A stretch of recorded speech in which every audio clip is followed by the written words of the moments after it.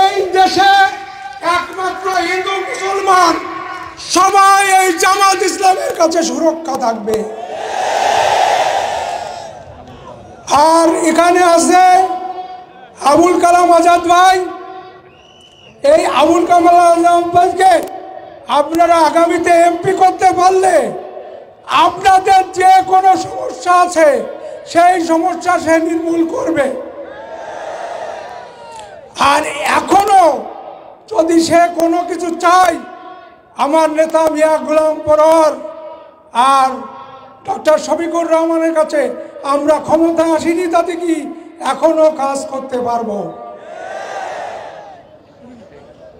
আর আপনারা এই যে 5ই আগস্ট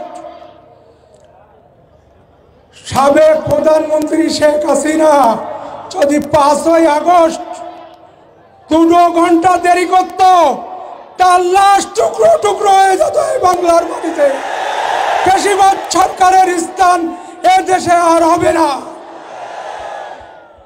অমুক আসবে তমুক আসবে, কেউ আসবে না। আর আজ যে পলাই যায় সে এদেশে আর আসে না, কোনোদিন আসেনি। আর আমরা আগামীতে এখানে কালাম ভাইয়ের হাত শক্তিশালী করে এমপি বানাই নিয়ে সংসদে যাব। আর আমরা আগামীতে আপনারা যদি সাথে থাকেন আমরা সংসদে যাব। এই বলে আমার সংক্ষিপ্ত কথা